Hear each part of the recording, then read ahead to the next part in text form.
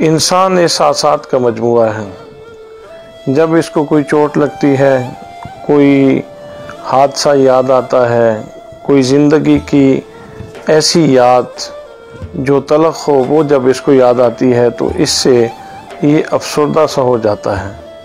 لیکن جب اس کو کوئی خوشی نصیب ہوتی ہے، کوئی ماضی کی اچھی یاد اس کے ذہن میں گردش کرتی ہے، کوئی سہانا واقعہ یاد آتا ہے تو طبیعت میں ایک بشاشت اور چہرے پہ ایک مسکراہٹ نمودار ہوتی ہے۔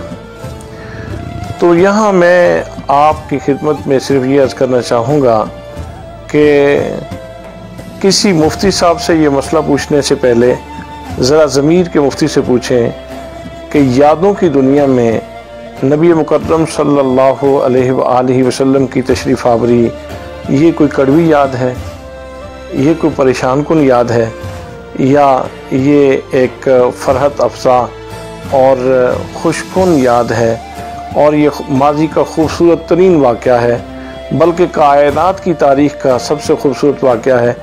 تو یقیناً جب یہ یاد آئے گی تو چہروں پہ مسکراہٹ آئے گی، طبیعت میں ایک بشاشت آئے گی، دلوں کے کمل کھلیں گے اور لوگ اللہ کے نبی کی یاد میں نغمات الاپیں گے۔